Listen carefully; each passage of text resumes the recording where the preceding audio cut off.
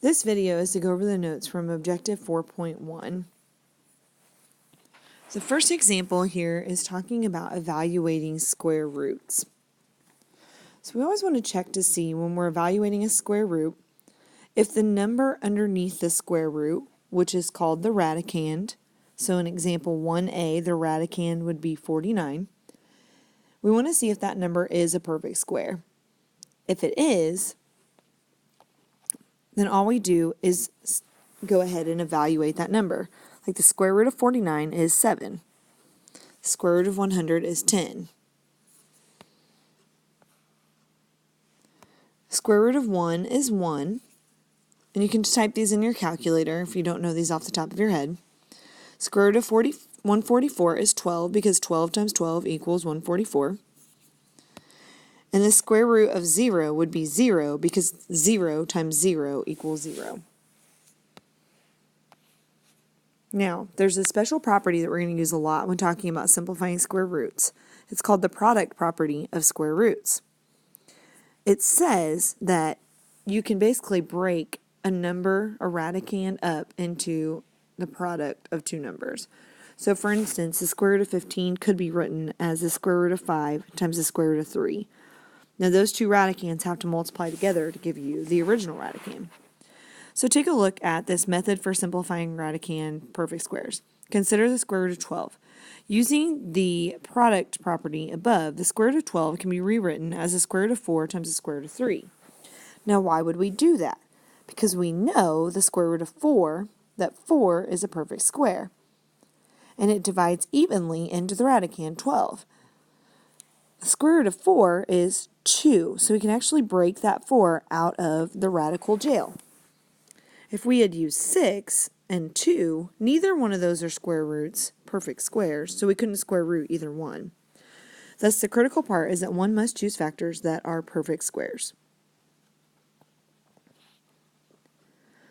So we have provided a list of perfect squares here for you to use. So let's start using them. Square root of 45. The radicand here is 45. We want to find a number that 45 is divisible by that's a perfect square. And we also want to make sure that the number we use is the biggest possible perfect square that goes into that number. I usually start high and work my way down. So for instance, I know that 45 is not divisible by 49 or 36 or 25, and you can divide each one of these on your calculator to check. 45 divided by 16 doesn't work, but 45 divided by 9 does. So I would rewrite this as the product of the square root of 9 times the square root of 5. The square root of 9 is 3. So I can break that out of the radical jail. The square root of 5 doesn't simplify, so it gets stuck in the radical jail. Now look at your radicand. In order to make sure that something is simplified when a radical is involved, there's two rules.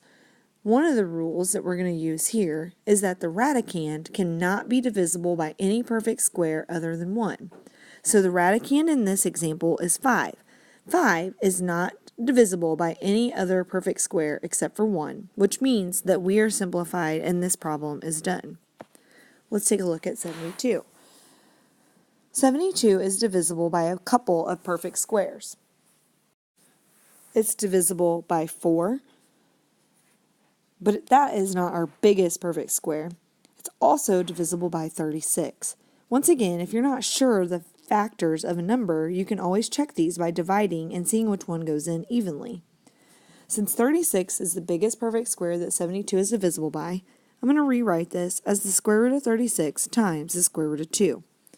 Square root of 36 is 6. 2 gets stuck in radical jail. Since 2 is our radicand, we want to check to see if it's divisible by any other perfect squares besides 1, and it's not, which tells us we are done with this problem. 42 is not divisible by any of the perfect squares on our list, which means that we cannot simplify it using the product property. So we're just going to leave that alone. Square root of 400. The first thing I think about this one is 4. Now, if I rewrite that as the square root of 4 times the square root of 100, notice that both of those numbers are perfect squares. Anytime you end up with the product of two perfect squares, that tells you that your original radicand is actually a perfect square. If you type square root of 400 into your calculator, or maybe you just know this in your head, you will get 20 as your solution. So we don't actually have to do the simplifying on that one because 20 is it. Okay, so what happens if there is a number on the outside of the radical? So let's take a look. We're still going to look at the radicand. In this case, on example 3a, the radicand is 48. And we want to find the perfect square that 48 is divisible by. So we're going to keep the 3 on the outside. And 48 is divisible by 16. So we're going to rewrite this as 16 times 3. Keep this 3. Now this is 3 times the square root of 16. Well, the square root of 16 is 4. So we're going to do 3 times 4. Square root of 3 is still stuck. 3 times 4 is 12. So 12 is on the outside and 3 is stuck in the inside. So let's repeat this process to make sure we've got it. So take a look at example B. So negative 2 is on the outside. We're going to rewrite square root of 20 as the product of the square root of 4 times the square root of 5. I chose 4 and 5 because 4 is the perfect square, and 4 times 5 equals 20. Negative 2 is going to stay on the outside, and the square root of 4 is 2, so that gets to come out. Square root of 5 is stuck in. Negative 2 times 2 is negative 4, and square root of 5 is stuck inside the radical.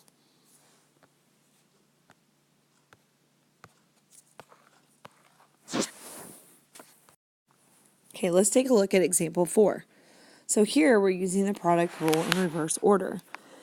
On the last page, we looked at the fact that the square root of AB is the same as the square root of A times the square root of B.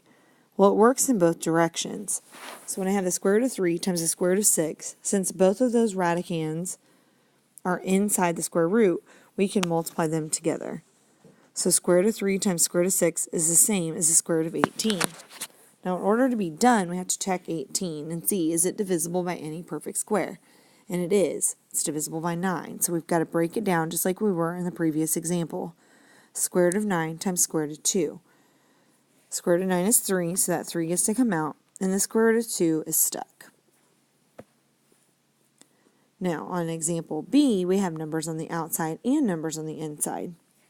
So this 2 as a coefficient on the square root of 12, and technically we have a 1 out here in front of the square root of 2. So 2 times 1 is 2, and then the stuff on the inside can be multiplied. So 12 times 2 is 24. So we multiplied the stuff on the outside, and we multiplied the stuff on the inside. So now, in order to consider ourselves done, we have to check, is 24 divisible by any perfect square? And it is. It's divisible by 4. So we're going to rewrite 24 as the square root of 4 times the square root of 6.